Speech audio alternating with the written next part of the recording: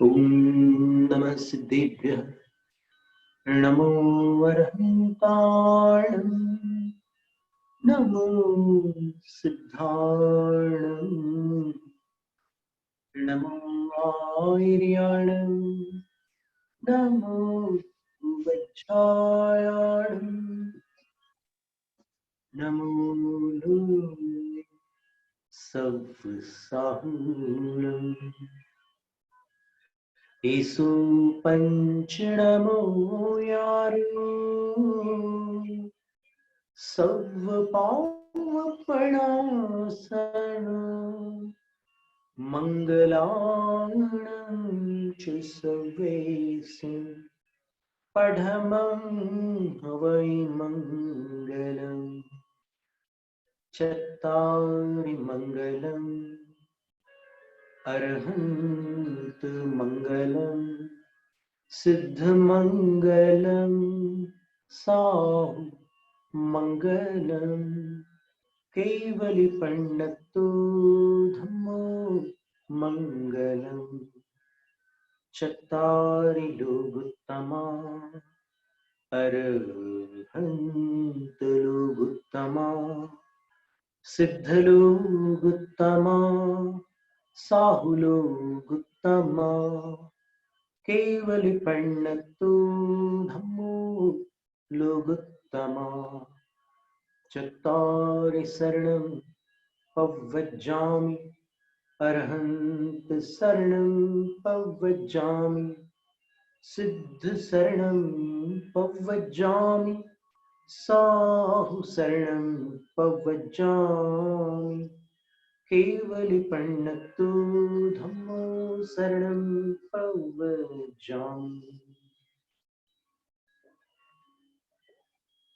क्षणभंगुर जीवन की कलिका कल प्रातः काल खिली न खिली क्षणभंगुर जीवन की कलिका कल प्रातः काल खिली न खिली मलयाचल की शुचि शीतल वायु सुगंध समेत मिली न मिली कलिकाल कुठार लिए फिरता तन नम्र है चोट झिली न झिली भजले अरिहंत अरी रसना फिर अंत समय में हिली न हिली।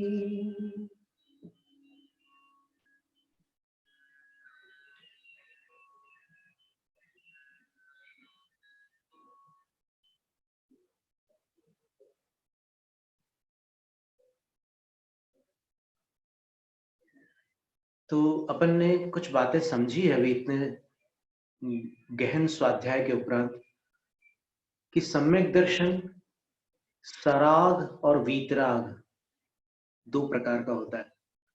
तो जो सम्यक दर्शन सराग है उसमें जो राग का अंश है उसके द्वारा, वो बिना सम्यक के नहीं होगा वो काम, लेकिन सम्यक के साथ जो राग है जिस भूमिका तक, उससे तीर्थंकर नाम कर्म देवायु आदि पुण्य प्रकृतियों का संचय होता है। उच्च गोत्र साता वेदनी आदि बहुत सारे पुण्य हैं, उनका संचय होता है। फिर ज्ञान के विषय में कहा दशम गुण स्थान तक सराग अवस्था है। तो जो भी ज्ञान साथ में चल रहा है वो ज्ञान स्वतः बंध का कारण नहीं है, पर जो साथ में रागांश है, उस राग से यशस कीर्ति, साता वेदनीय और उच्च गोत्र, इन 3 पुण्य प्रकृतियों का 10वें गुण स्थान तक बंध होता है। फिर चारित्र की बात आई, तो जहां तक सराग चारित्र है, तो सराग चारित्र में जहां तक राग है, जो रागांश है, उस रागांश के द्वारा आहारक द्विक, देवायु आदि पुण्य प्रकृतियों का बंध होता है। साक्षात चारित्र बंध का कारण नहीं है, लेकिन वो समवाय के कारण एक कथन में ऐसा कहा जाता है कि आहारो अपमत्ते, आहार प्रमत्त गुण स्थान में चारित्र प्रत्यय से बंध को प्राप्त होती है आहार प्रकृति। फिर सम्यक त्वंच, सम्यक तो देवायु का कारण है, इसी तरह सम्यक तो तीर्थंकर प्रकृति का बंध बांधने में कारण है। ये सब कथन है, जैसे घी जलाता है, बस वही उदाहरण ध्यान में रखना है। घी नहीं जलाता, उसके अंदर जो गर्माहट है वो जलाती है। इसी प्रकार दर्शन, ज्ञान और चारित्र कर्मों को नहीं बांधते, उनके साथ जो राग होता है वो कर्म बंद कराता है। ठीक इसी प्रकार करुणा की भी स्थिति है। जब धवल ग्रंथ में और जब तत्वार्थ सार में ये कह दिया कि करुणा जीव का स्वभाव है, धवला में कहा, तत्वार्थ सार में कहा करुणा सिद्धों के पास भी है। तो यदि सिद्धों के पास करुणा है तो अरहंतों के पास क्यों नहीं होगी? तो अरहंत भगवान को करुणा निधान के रूप में भी आज से अपन जब भी नमोकार मंत्र बोले, जब भी नमो अरहंताणम बोले, तो इस बात को अपन अपनी स्मृति में, अपने हृदय में, अपनी आस्था में, अपनी धारणा में धारण कर ले कि हम करुणा निधान को नमस्कार कर रहे हैं। अब यहां पर अपने को विभाग ऐसा करना होगा कि करुणा जैसे दर्शन, जैसे ज्ञान, जैसे चारित्र स्वतः बंध का कारण नहीं है, किंतु सराग अवस्था में जो साथ में राग है वो इनकी संगति में पुण्य का संचय कराता है। विषय कषायों की संगति में वही राग पाप का संचय कराता है। ठीक इसी प्रकार ये करुणा जो है, जब सराग अवस्था में होती है तो वह राग शुभोपयोग रूप परिणत होकर पुण्य का संचय कराता है। तसिदम बुभुक्षितम वा जीवम दट्ठूण जोहु दुहिद मणु। प्यासे प्राणी को देखकर, भूखे प्राणी को देखकर जो जीव दुखी हो जाता है, पडिवज्जति तम केवया, और कृपा भाव से वह उनको अपनाता है, उनकी पीड़ा को दूर करने का प्रयत्न करता है। तस्सेसा होदि अनुकंपा। आचार्य कुंदकुंद देव कहते हैं कि उसके पास यह अनुकंपा नामक शुभोपयोग होता है जो पुण्य संचय का कारण है। अब यह अनुकंपा सिद्धों के पास भी है, अरहंतों के पास भी है, पर वहां तो कर्मों का बंध नहीं हो रहा है, वहां पुण्य संचय नहीं हो रहा है। तो आचार्य अमृतचंद्र सूर्य ने उसका कारण बताया कि सिद्धों में करुणा है, लेकिन फिर भी उनको कर्म का बंध क्यों नहीं होता? तो बोलते हैं सर्वाश्रव परीक्षयात, मिथ्यात्व, असंयम, कषाय और योग, ये सारे आश्रव पूरी तरह समाप्त हो चुके हैं। सिद्धों में एक भी आश्रव नहीं है। तो जब आश्रव ही नहीं है, बंध कैसे हो सकता है? आश्रवो बंध हेतु स्यात्। बंध का हेतु तो आश्रव है ना, बिना आश्रव के तो बंध नहीं हो सकता। तो अब यहां भी अपने को ये बात ग्रहण करनी होगी कि जिस प्रकार सम्यक दर्शन सराग वीतराग होता है, चारित्र भी सराग वीतराग होता है, ज्ञान भी दशम गुण स्थान तक राग रागोदय के साथ चलता है, उसी प्रकार अनुकंपा के विषय में भी ये बात घटित होती है कि जब तक अनुकंपा सराग है, अर्थात अनुकंपा करने वाला जीव जब तक राग की भूमिका में अवस्थित है तब तक उसको पुण्य लगेगा, और अनुकंपा की संगति में वो राग उस प्रकार से पुण्य संचय में परिणत होगा। इस संगति का प्रभाव है। सम्यक्त की संगति में ही राग तीर्थंकर प्रकृति आदि पुण्य संचय करा सकता है, बिना सम्यक्त के नहीं। और ये राग अकेला नहीं है, इसके साथ योग भी अपेक्षित है। योग का अर्थ क्या होता है? मन वचन काय की उद्यम रूप परिणति, एक ऐसा प्रयत्न जो मन वचन काय को प्रवृत्ति में प्रवृत्त करे। जैसे उदाहरण के लिए हम अभी जैसे ये शब्द बोल रहे हैं, ठीक है ना, तो बोलने से पहले अंदर एक प्रयत्न होता है, उसका नाम वचन योग है।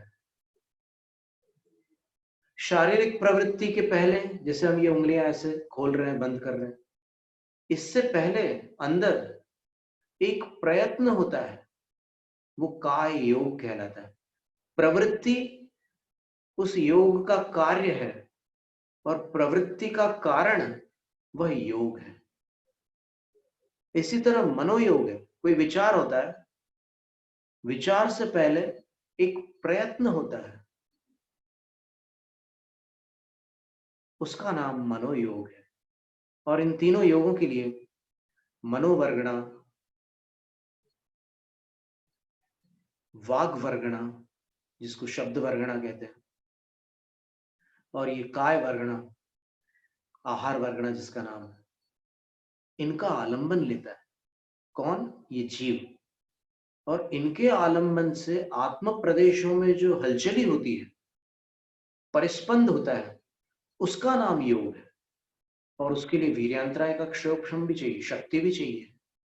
बिना शक्ति के योग नहीं चल सकता। तो योग शब्द के कोश में 32 अर्थ है, लेकिन ये जैन शास्त्रीय अर्थ ऐसा है कि जो मन वचन काय की प्रवृत्ति से पूर्व प्रयत्न होता है, उसका नाम योग है। और उस प्रयत्न में आत्म प्रदेशों में हलचली हो जाती है, परिस्पंद हो जाता है। तो ये भी अपेक्षित है, केवल राग से काम नहीं होता, साथ में ये योग भी कार्य करता है, तब जाकर के कर्म बंध होता है। कर्म बंध की प्रक्रिया में ये नियम है। और एक बात हमने कही थी कि जोगा पैडी पदेसा ठिदी अणुभागा कसाय दो होती। सब लोगों ने एक ये गाथा तो पढ़ी हुई है, जितने भी स्वाध्यायी लोग हैं सब जानते हैं कि प्रकृति बंध और प्रदेश बंध, बंध के 4 भेद होते हैं: प्रकृति बंध, प्रदेश बंध, स्थिति बंध और अनुभाग बंध। जो लोग नहीं जानते हैं उसको सुन करके स्मरण में रखो, और जो लोग जानते हैं वो इसको समझने का प्रयत्न करो। प्रकृति बंध का अर्थ क्या होता है? जैसे कोई कर्म बंधता है तो वो परमाणु, उद्गल के परमाणु है, वो आत्मा में आकर के चिपकते हैं, आत्मा प्रदेशों में एकदम घुल मिल जाते हैं, दूध पानी के समान मिक्स हो जाते हैं। तो कुछ परमाणु ज्ञानावरण बनकर के चिपकते हैं, कुछ परमाणु वेदनीय बनकर के चिपकते हैं। इस प्रकार जो भिन्न भिन्न कर्म प्रकृतियां हैं, उनके रूप में जो परमाणुओं का आगमन होता है, आत्मा में आकर के वो चिपकते हैं, उसका नाम प्रकृति बंध है। और जब वो उदय में आते हैं तो अपना अपना काम करते हैं। ज्ञानावरण ज्ञान पर आवरण डालता है, अंतराय विघ्न डालता है। ये सारे कर्मों के अपने अपने काम होते हैं। ये प्रकृति बंध है। प्रकृति का अर्थ होता है वैरायटीज ऑफ कर्मा। उसका जो विभागीकरण होता है वो योग से होता है। फिर प्रदेश बंध भी योग से होता है। प्रदेश बंध का अर्थ क्या होता है? प्रदेश का अर्थ यहाँ पर परमाणु ग्रहण करना। कितनी क्वांटिटी में वो आ रहे हैं कर्म। वैसे तो एक समय प्रबद्ध बताया उसका, लेकिन उसमें भी न्यूनाधिकता होती है। कभी कभी ज्यादा परमाणु आ जाते हैं, कभी कभी कम आते हैं। तो ये जो न्यूनाधिकता है, इसका नाम प्रदेश बंध है। यानी कितनी मात्रा में ये कर्म परमाणु आकर के आत्मा में बंधन को प्राप्त हो रहे हैं। प्रदेश बंध। फिर स्थिति बंध का अर्थ होता है कि इनकी स्थिति कितनी है। स्थिति कितनी है का अर्थ होता है कब तक टिकने वाले हैं। तो इसको अपन मेडिकल साइंस में कहेंगे एक्सपायरी डेट कब है। यानी कर्म का बंध हुआ, अब वो कितने काल तक बंधा रहेगा, इसका नाम स्थिति बंध है। टाइम पीरियड भी कह सकते हैं। एक्सपायरी डेट थोड़ा मजेदार शब्द है। तो इस तरह ये स्थिति बंध होता है। फिर इसके साथ में एक अनुभाग बंध भी होता है। अनुभाग बंध जो होता है वो सबसे खतरनाक होता है। अनुभाग बंध का अर्थ होता है अनुभाग, पावर, इंटेंसिटी, तत्शक्ति भाव कम्बंतु, उसकी क्षमता, उसकी शक्ति। एक कर्म ऐसा होता है जिसकी इतनी शक्ति होती है कि वह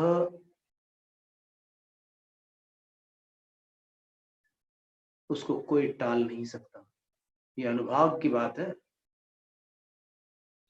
इतने शांति कर्म किए सीता जी ने, लेकिन वो कर्म नहीं टला, लोकापवाद हुआ ही हुआ और राम ने सीता का परित्याग कर दिया।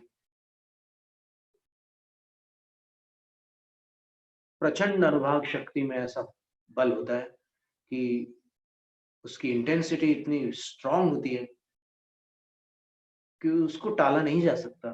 तो पत्थर की लकीर के समान होता है। लेकिन शांति कर्म जो किया था सीता जी ने, वो पूरी तरह व्यर्थ नहीं हुआ। वो इस घटना को तो नहीं टाल सका शांति कर्म। तो इस अपेक्षा से तो शांति कर्म सीता के वनवास को नहीं रोक सका। लेकिन सीता को जो वनवास मिला था वहां उसको सहारा भी मिल गया। ये भूलने की बात नहीं है, स्मरण रखने की बात है कि सीता जी को कुछ काल तक वहां रहना पड़ा वन में। बहुत आकुलता हुई, बहुत व्याकुलता हुई, खूब विलाप किया, खूब रोदन किया। लेकिन तब भी सम्यक दृष्टि जीव थी। उसने बार बार यही विचार किया कि मैं किसको दोष दूं। मैंने पूर्व जीवन में कभी इस कर्म फल को पाने के लिए 3 पापों में से कोई एक पाप कर लिया होगा। 3 दोष ऐसे हैं जिनसे इतना कर्म फल मिलता है।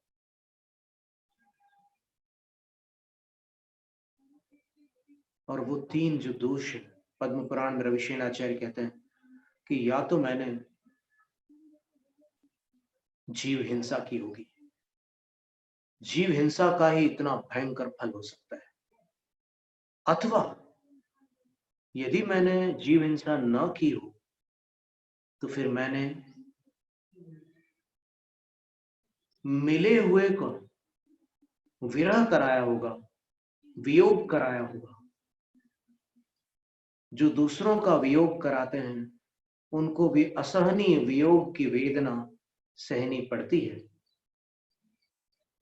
और मान लो मैंने ये 2 पाप नहीं किए तो मैंने तीसरा पाप अवश्य किया होगा, और वो तीसरा पाप है गुरु की निंदा।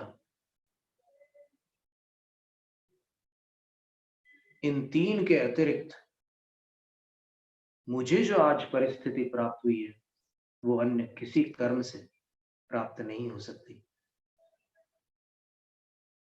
पर सीता जी को कुछ कालावधि में आलंबन मिल गया, सहारा मिल गया, और फिर उनको रक्षाबंधन के दिन 2 पुत्रों का जन्म भी हुआ।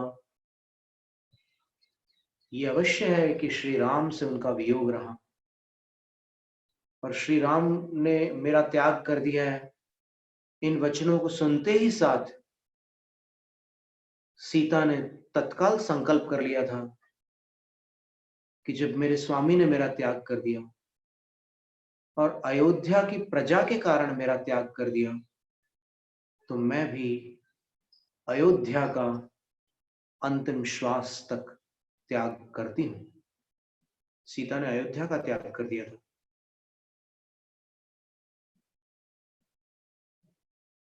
तो ये कर्मों की ऐसी स्थिति होती है, ये अनुभाग बंध कहलाता है, सबसे भयंकर। और अपन ने पढ़ा था कि अनुभाग बंध का कोई उपचार नहीं है, वो असाध्य है। लेकिन नमोकार मंत्र और देव दर्शन, धवल ग्रंथ में इन दो क्रियाओं को ऐसा बताया गया है कि जैसे जिण बिंब दंसणीण निधत्त निकाचिदस्सवि कम्म कलावस्स मिच्छत्तादि कम्म कलावस्स खय दंसणादो। धवल ग्रंथ की छठी पुस्तक में पृष्ठ क्रमांक 427 पर वीरसेन आचार्य महाराज ने लिखा है कि जानवरों को प्रतिमा के दर्शन से सम्यक दर्शन कैसे हो जाता है। प्रश्न पूछा किसी ने, शिष्य ने। तो आचार्य कहते हैं कि जिनेंद्र भगवान की प्रतिमा के दर्शन से ये पत्थर की लकीर जैसे मिथ्यात्वादी कर्म समूह क्षय को प्राप्त हो जाते हैं, ऐसा जिनेंद्र भगवान ने प्रत्यक्ष देखा है। एक बात। दूसरी बात, अब वो दर्शन दर्शन हो, ऐसा नहीं कि रूढ़ी से जो कुछ अपन करते चले जा रहे हैं वहां पर जाकर के।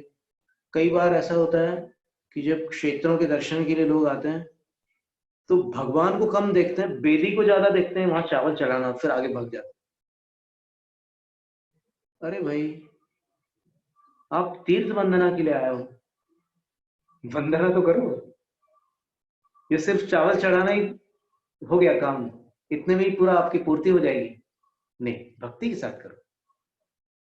ठीक है, होता है, संसारी प्राणी है सब, अपन सब बच्चों के समान ही तो हैं।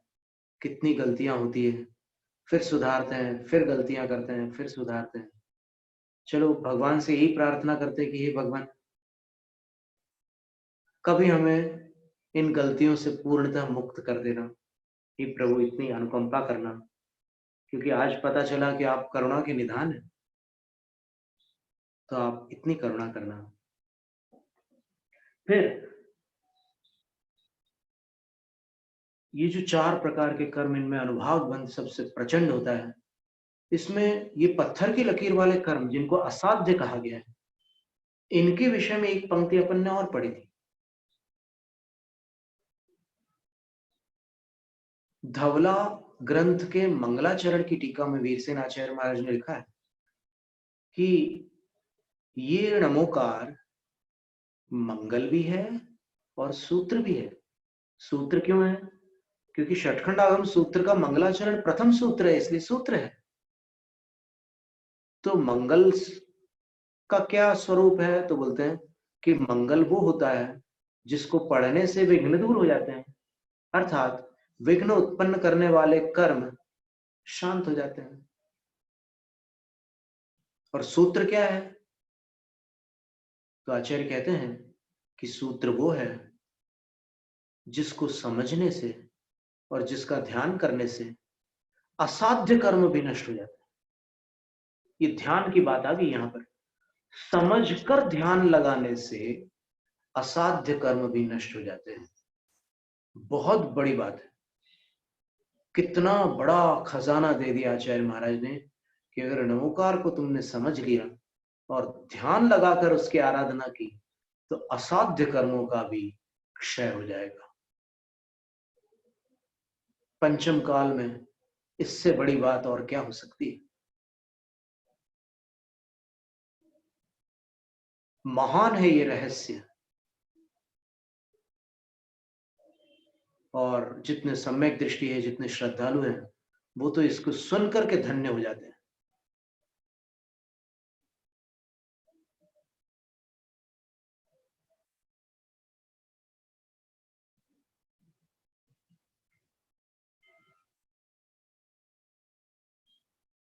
तो अपना मूल विषय जो चल रहा था वो ये था कि अरहंत भगवान, उनके विषय में मूलाचार में लिखा है कि वो तो आज मोक्ष चले गए। महावीर भगवान हो या फिर उनसे पूर्ववर्ती जितने तीर्थंकर, सारे के सारे मोक्ष चले गए। अब मोक्ष चले गए तो यहां कुछ छोड़ गए कि नहीं छोड़ गए? तो उसका उत्तर दिया है कि वो क्या छोड़ गए, गाथा में बताया उन्होंने। बल्कि उन्होंने तो ये लिखा है कि क्या दे गए। वो तो अपने आघाती कर्मों को और बाकी जो छोड़ने योग्य था शरीर आदि उनको छोड़ गए हैं, लेकिन क्या दे गए हैं वो देखिए आप।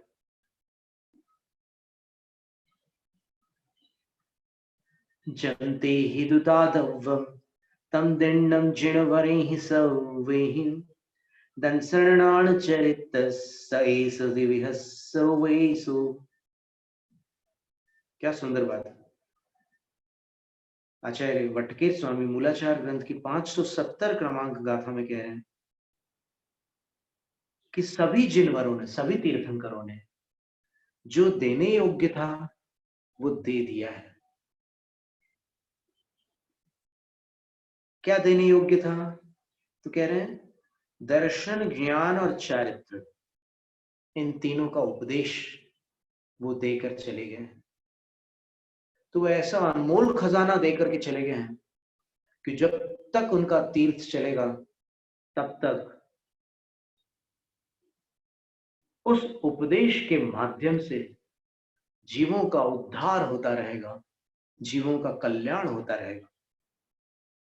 बहुत बड़ा खजाना दे गए हैं। तो फिर कोई प्रश्न करता है कि अच्छी बात है वो दे गए हैं, तो उस खजाने को ही क्यों ना पकड़ा जाए।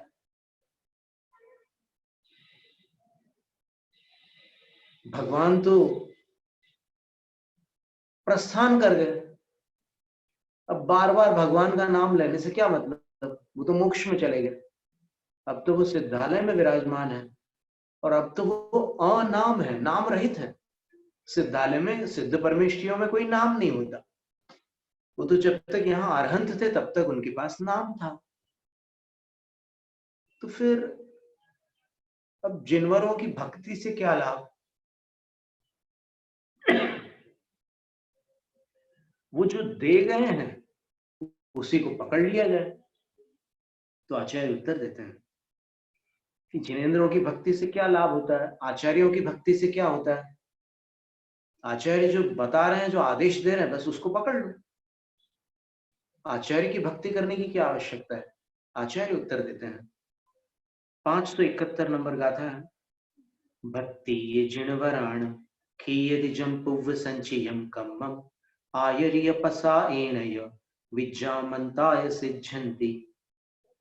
जिनवरों की भक्ति से पूर्व संचित पाप क्षय को प्राप्त हो जाता है, नष्ट हो जाता है।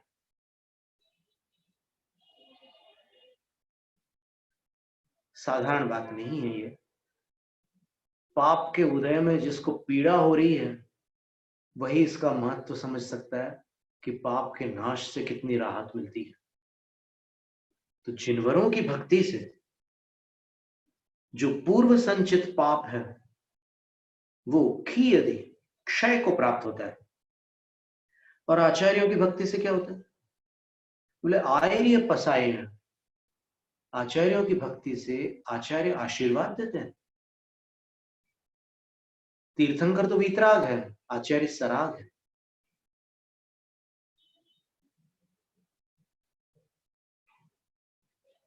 ऐसा नहीं है कि वो गृहस्थों जैसे रागी हैं, लेकिन उनके अंदर धर्मानुराग है, इस अपेक्षा से सराग है। तो वो जो आशीर्वाद देते हैं उससे क्या होता है? विद्या मंताय सिद्धंति, विद्याएं और मंत्र सिद्धि को प्राप्त हो जाते हैं। आज हस्त नक्षत्र है, मंत्राराधना प्रारंभ करने का नक्षत्र है। वैसे ही विशाखा नक्षत्र अष्टमी को आ रहा है, वह भी मंत्राराधना प्रारंभ करने का नक्षत्र है। कुछ मांत्रिकों का अभिमत है कि मंगलवार को मंत्राराधना प्रारंभ न की जाए, तो अच्छी बात है, आप अष्टमी को कर लीजिएगा। कौन सा वार है? शुक्रवार है ना? कोई आपत्ति नहीं है, शुक्रवार को मंत्र आराधना कर सकते हैं। जो भी पूछ रहे थे ना कि नमोकार मंत्र की हमें जाप प्रारंभ करनी है तो कब से करें, तो आप उस समय कर लीजिएगा। और फिर गुरु का जो आशीर्वाद बताया यहाँ पर, तो आशीर्वाद से उसकी सिद्धि होती है, ऐसा कहा है। तो जो देना था दे चुके हैं, लेकिन क्या भगवान और कुछ दे सकते हैं? दर्शन, ज्ञान और चारित्र के उपदेश के अतिरिक्त और कुछ दे सकते हैं भगवान? इस विषय में अपन आचार्य कुंदकुंद स्वामी की शरण में जाकर के समझेंगे आगामी सत्र में, क्योंकि अभी कुछ आज मंदिर में कोई कार्य करने का है, 9:15 बजे के बाद वहां पहुंचने का समय है। तो आज जितना बताया, बहुत अनमोल बातें थी आज की बातें भी, भले ही अपने पास करीब आधे घंटे से कम समय लगा, लेकिन उससे अपन बड़ी श्रद्धा पूर्वक लाभान्वित हुए हैं। तो आगामी सत्र में अपन ये देखेंगे कि भगवान दर्शन, ज्ञान और चारित्र के उपदेश के अतिरिक्त क्या दे सकते हैं, और ये आचार्य कुंदकुंद स्वामी की गाथा के माध्यम से अपन समझेंगे। जैनम जयतु शासनम। ओम नमो हृति भगवते श्रीमते परमहट्टारकाय महादेवादिदेवाय अर्हत परमेष्ठिने अनर्घ्य पद प्राप्ति अर्घ्यम निर्वपामि तिस्वाहा। ओम ऐं अर्हं सर्वज्ञ समुत्पन्नायै दिव्यध्वनि रूपायै स्याद्वाद केतनायै अंगांग बाह्य भावितायै केवल ज्ञान कार्य कारणायै केवल श्रुत केवल प्रज्ञप्तायै सुविशुद्ध सम्यक दर्शन तिलकायै सम्यक चारित्र वस्त्राभरणायै जगन मातृ स्वरूपायै भगवती जिनवाणी सरस्वती देव्यै ह्रीं श्रीं नमः अनर्घ्य पद प्राप्ते अर्घ्यम निर्वपामि स्वाहा। ओम ह्रूम ह्रौम ह्रः आचार्य उपाध्याय सर्व साधु परमेष्ठिभ्यः अनर्घ्य पद प्राप्ते अर्घ्यम निर्वपामि स्वाहा। देव शास्त्र गुरुभ्यो नमो नमः। कायोत्सर्ग।